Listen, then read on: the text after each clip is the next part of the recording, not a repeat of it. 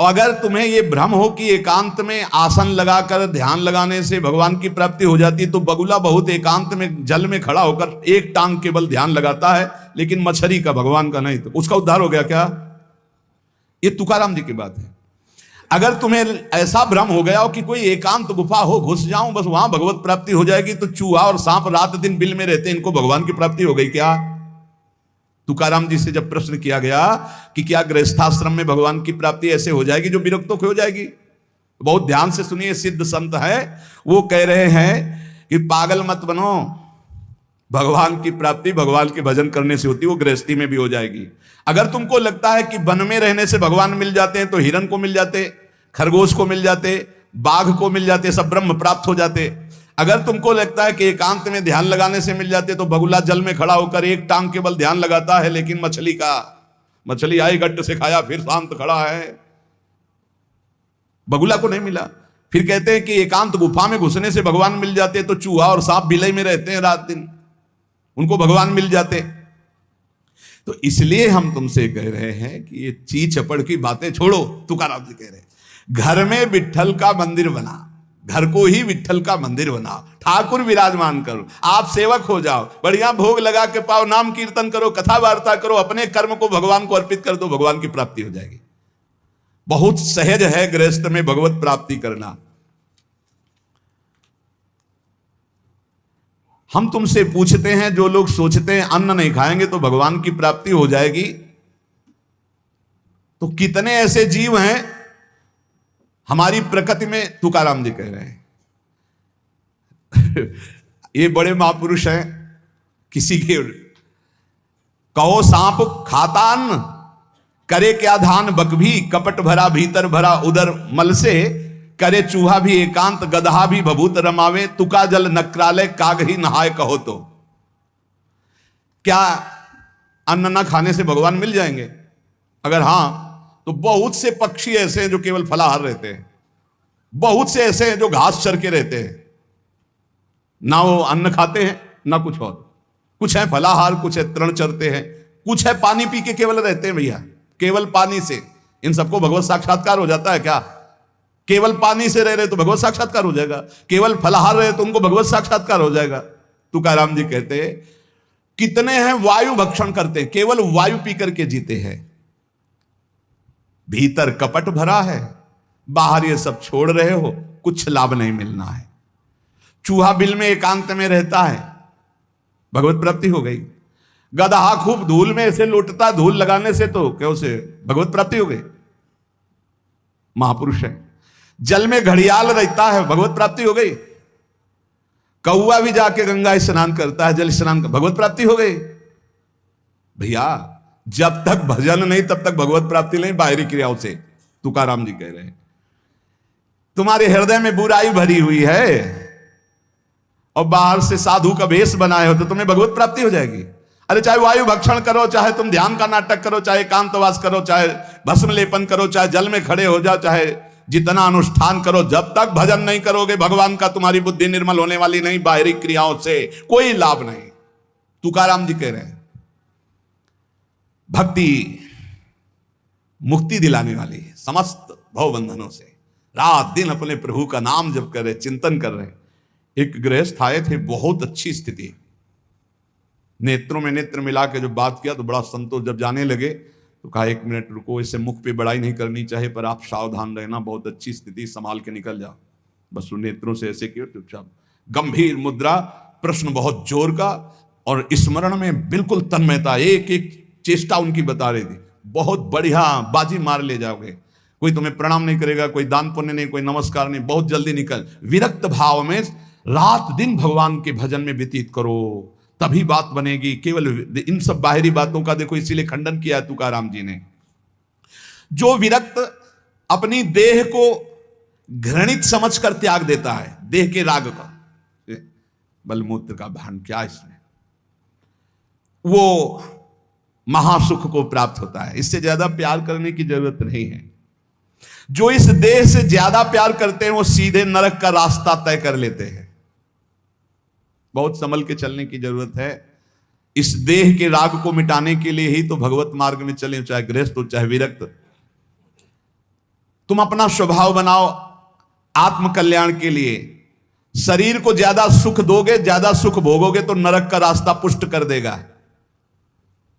और शरीर का त्याग भी नहीं करना है कि मतलब, क्योंकि शरीर के बिना भजन नहीं होगा, शरीर के बिना साधना नहीं होगी।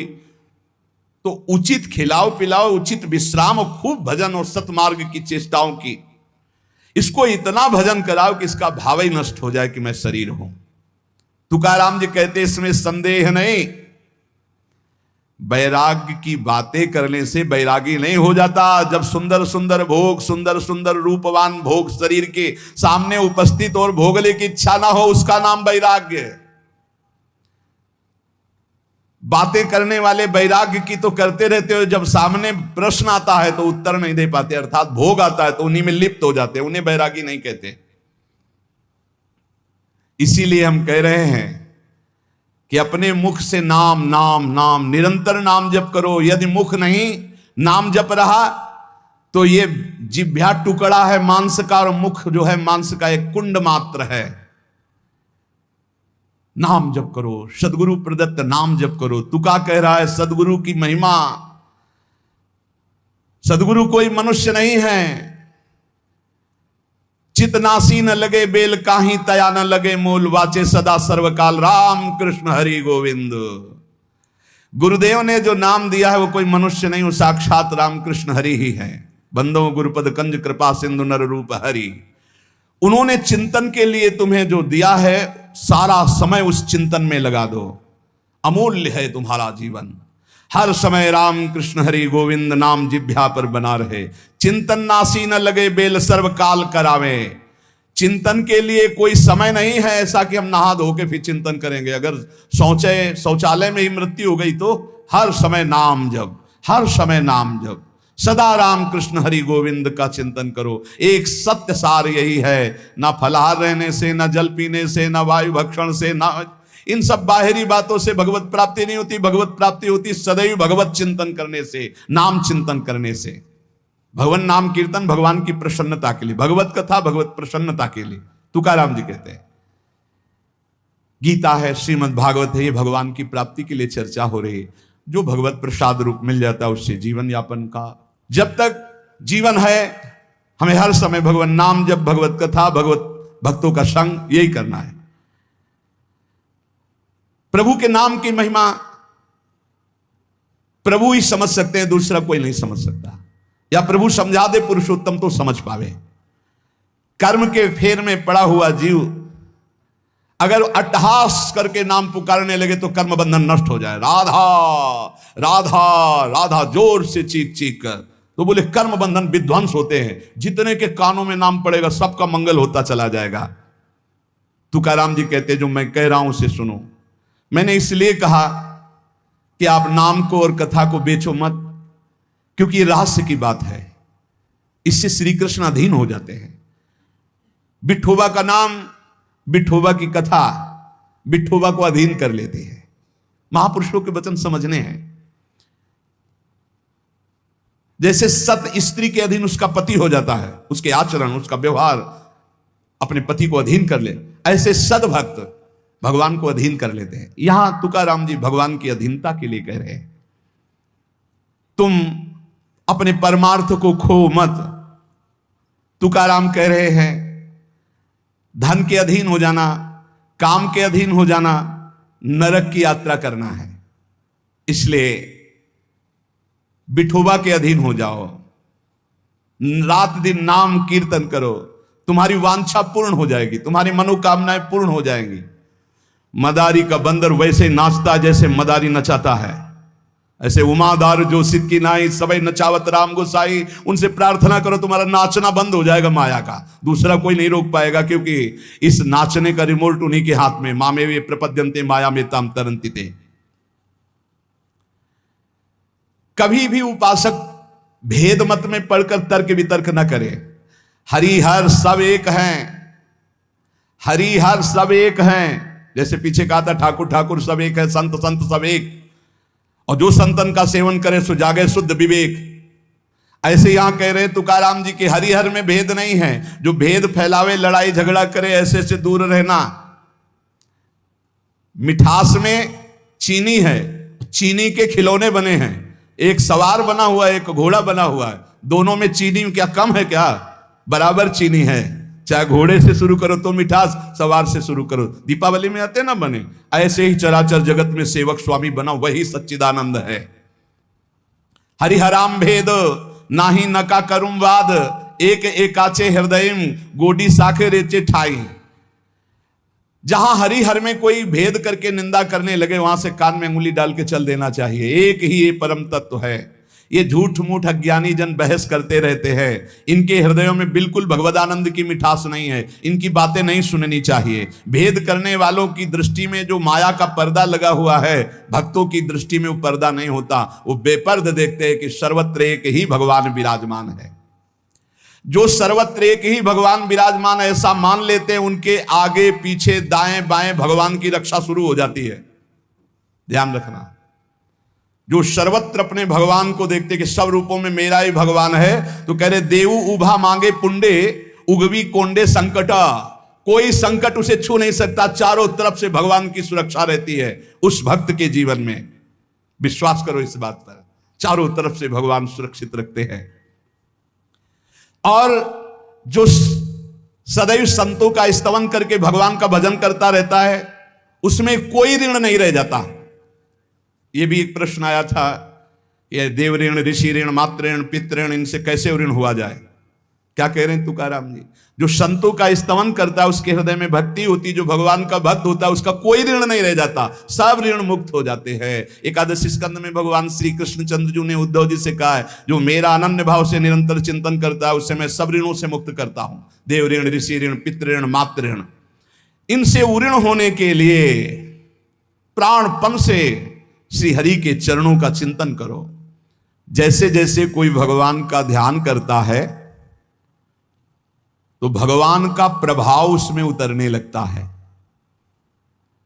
चाहे वो सगुण चाहे निर्गुण, जैसा चाहे वैसा साक्षात्कार कर लेता है। ये बहुत बड़े महापुरुष के वचन हैं, बहुत ध्यान से सुनो, पकड़ो। तुम्हें किसी के आगे घिघियाने की जरूरत नहीं, भगवान का स्मरण करने की जरूरत है, भगवान का ध्यान करने की जरूरत है। जैसे जैसे कोई भगवान का ध्यान करता है, तो भगवान के सब सद्गुण उसमें आने लगते हैं। चाहे वो सगुण साक्षात्कार करना चाहे या निर्गुण साक्षात्कार, उसमें योग्यता आ जाती है।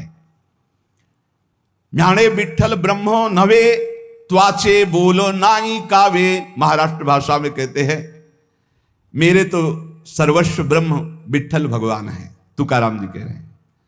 अब मुझे किसी की बात सुनने की जरूरत नहीं है कि ब्रह्म कौन है, मेरे तो विठ्ठल ब्रह्म है। जो वाणी से अगम्य है, मैं उसकी स्तुति क्या करूं? वेद भी जिसकी नेति नेति कह के चर्चा करते हैं, मैं उसकी क्या चर्चा कर पाऊं? पर मेरी वाणी को नशा हो गया है उनकी चर्चा करने का। आहा, मेरी वाणी को नशा हो गया, बिना उनकी चर्चा किए, बिना कीर्तन किए, बिना गुण गाए हमें चैन नहीं पड़ सकता। कोई ना हो तो ठाकुर जी को श्रोता बना के सुनाने लगो, ऐसा नशा होना चाहिए। सुनो, अपनी चर्चा आप ही सुनो, ठाकुर जी के सामने बैठ जाए और वाणी लेकर उन्हीं की चर्चा उन्हीं को सुनावे। संसारिक आदमी कर्मेंद्रियों से प्रेरित होकर कर्म करता है, वासना से प्रेरित होकर नाना प्रकार के सुख दुख भोगता है, पर हम कायिक, वाचिक, मानसिक केवल अपने विठ्ठल के लिए कर्म करते हैं। ये बात समझो। संसारिक आदमी कर्मेंद्रियां भाग रही भोगों की तरफ, कर्म करता है, पाप या पुण्य, सुख या दुख भोगता है। लेकिन भक्त कायिक, वाचिक, मानसिक अपने प्रभु को सामने रख करके चेष्टा करता है, और उसका कोई ठौर ठिकाना प्रभु के सिवा कोई है नहीं। और प्रभु आनंद सिंधु है, वो हर समय आनंद में मस्त रहता है। कहीं किसी और का प्रयोजन नहीं रह गया है। तुकाराम जी के सब जगह विठ्ठल तू मुझे दिखाई दे रहा है। तन, वाणी, मन, ये सब तेरे चरणों में अर्पित हो चुके हैं।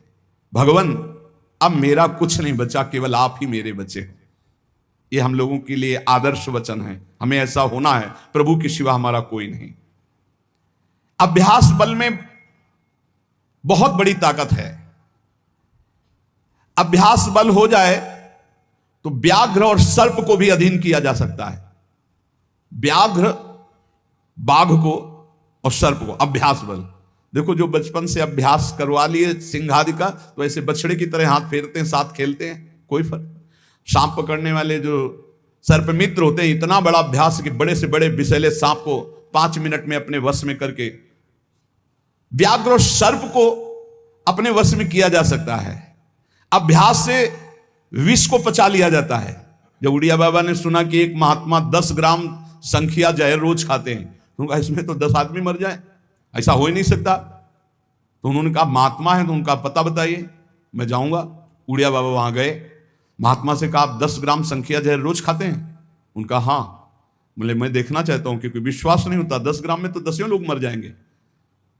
शाम के 4 बजे उन्होंने डाला सिलबट्टा में 10 ग्राम तौल करके जहर, संखिया जहर, जैसे धतूरा होता है इससे संखिया, उसे पीसा और पीस करके पूरा धोकर खप्पर में डाला और बस पी गए।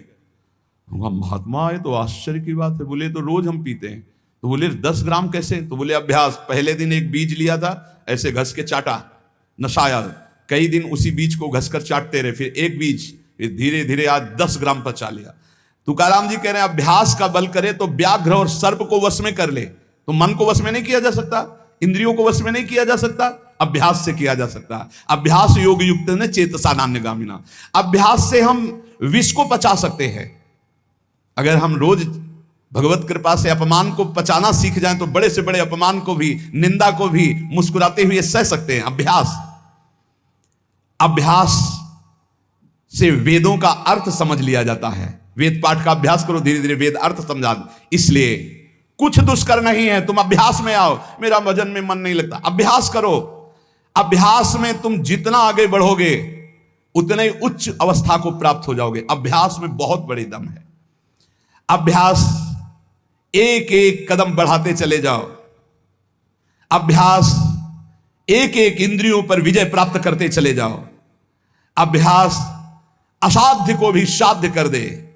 इसका कारण तुका कहता है कि अभ्यास भजन का कर लो तो आप सिद्ध हो जाओगे। अभ्यास से सब कुछ हो जाता है।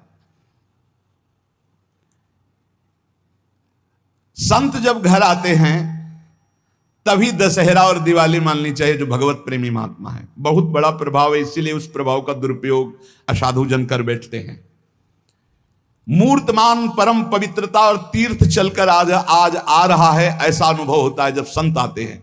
आज ही दिवाली दशहरा श्री साधु संत आले घरा, तुकाराम जी के आज ही हमारी दिवाली और दशहरा हो गया, क्योंकि भगवत प्रेमी महात्मा हमारे घर पधारे या भगवत प्रेमी महात्मा का सानिध्य मिला। साधु संत एति घरा तोची दिवाली दशहरा। हमारे लिए उत्सव है जब भगवत नाम जापक भगवत प्रेमी महात्मा आए, उनका चरणोदक लिया, उनकी वंदना की और बैठ करके उनसे हम भगवत चर्चा की।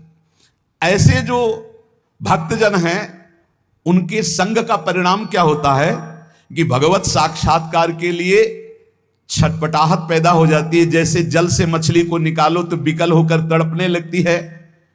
जीवना वेगली मासूली तुका तैसा तलमली। जैसे जीवन के लिए मछली जल के लिए तड़पने लगती है, बाहर हटा दो, ऐसे सत्संगी का जीवन तड़पने लगता है भगवान की प्राप्ति के लिए। तभी माना जाएगा सत्संग हुआ है। सत्संग का यह फल है। बड़े भाग पाइप सत्संगा बिना प्रयास होई भवभंगा। संत आधि देवा मग। अगर एक तरफ बड़े बड़े देवता खड़े हो, एक तरफ संत खड़े हो, तो पहले आराधना किसकी करनी चाहिए? तो बोले देव सरावे परते संत पुजावे आरते। पहले संत सेवा, बाद में देव पूजा। जैसे लब्ध्वा जन्म मर प्रार्थ्यम मानुष्यम, ये मनुष्य जन्म जो प्राप्त हुआ है इसकी सार्थकता भगवत प्राप्ति है। ये देव आराधन से नहीं होगी, ये संत आराधन से होगी, जो भगवत प्रेमी महात्मा है। नरदेह का ऐसा ऊंचा स्थान है कि इससे ब्रह्म सायुज्य प्राप्त कर सकते हो, जो अत्यंत कठिन है। नरदेह की स्तुति बड़े बड़े देवता करते हैं, इसलिए तुम्हें वही नरदेह प्राप्त हो गया है। तुकाराम जी कह रहे हैं तुम सच्चिदानंद पदवी को प्राप्त करने के लिए सच्चिदानंद में डूबे हुए किसी संत महात्मा के मिलन की आकांक्षा करो। भगवान से प्रार्थना करो कि मुझे अपने प्रेमी संत का सानिध्य दे दो। उनकी कृपा दृष्टि से आपका मार्ग खुल जाएगा सायुज्य मोक्ष का। इस लोक को देखो, लोगों की क्या दुर्दशा है। देह मिलने पर भी क्या धन्य हो रहे हैं? क्या नहीं। तो जो विट्ठल के दास हुए वही धन्य हुए। जो विट्ठल विट्ठल ऐसे कहते आयु व्यतीत कर रहे हैं, वही सच्चिदानंद पदवी को प्राप्त होते हैं। तुका कहता है मानव जीवन में तू भजन कर ले, बिना भजन के कुछ सार्थक नहीं जीवन। देखो ना, भगवान कितना प्यार करते हैं। रीछ बानर कौन सी पवित्रता धारण करते हैं, लेकिन भगवान वृक्ष के नीचे बैठे और ऊपर डाल पे। प्रभु उतर कप डार पर ते किए आप समान। ग्वाल बाल अपने मुख की छाछ भगवान के मुख में डाल रहे सखा मंडली। देखो ना प्रेम हमारे विठ्ठल का। तुकाराम जी कह रहे,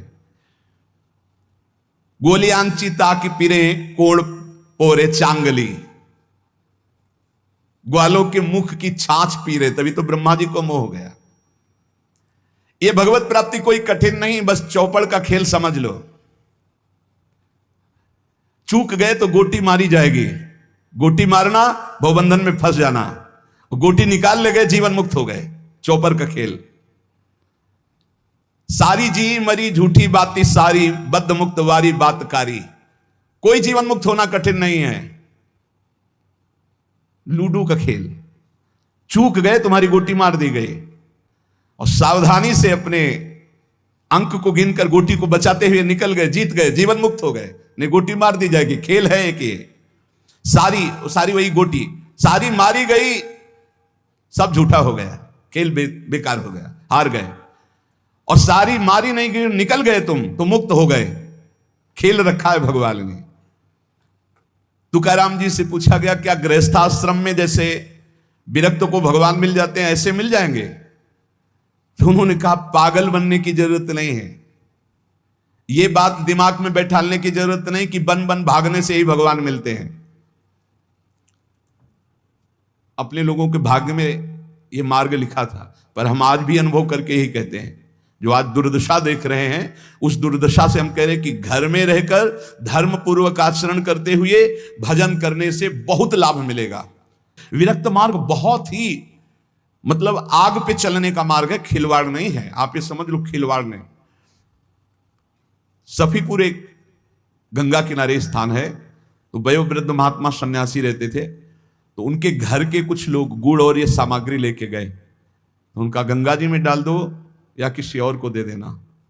नहीं, मुझे आपका एक भी अन्न का टुकड़ा नहीं, मैं विरक्त हूं, आपका सेवन नहीं कर सकता। और आप यहां से कुछ एक भी टुकड़ा लेने की सोचना मत।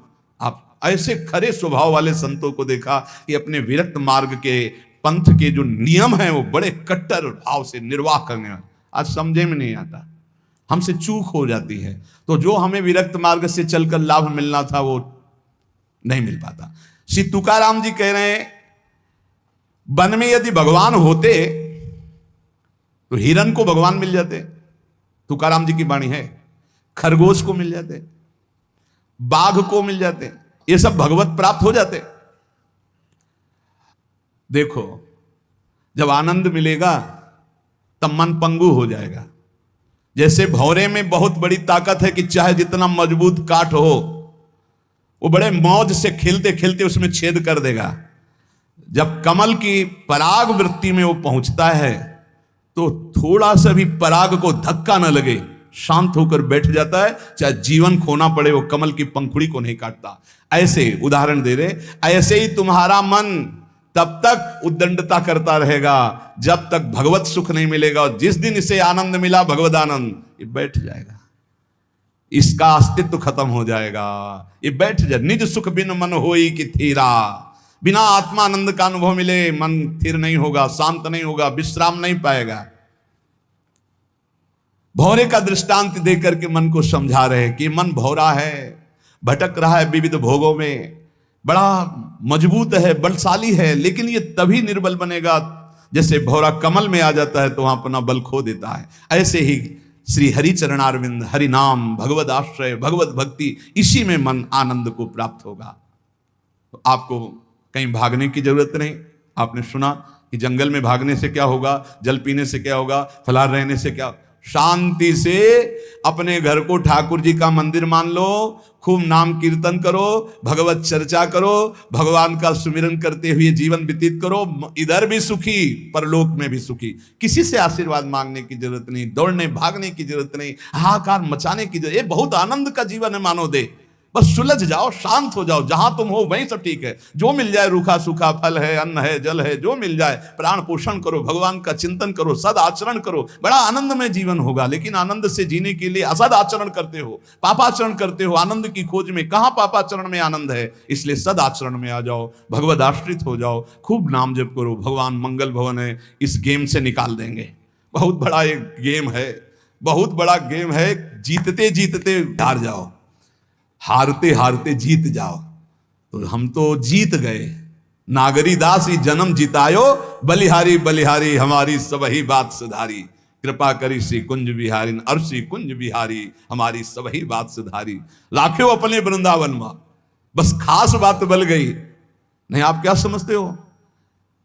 हाहाकार मचा हुआ, तांडव मचा हुआ है माया का। ये तो धाम है, इसके प्रभाव से आप बिल्कुल शांत आनंदमय हो। धूल भरी आंधी दूर से निकल रही।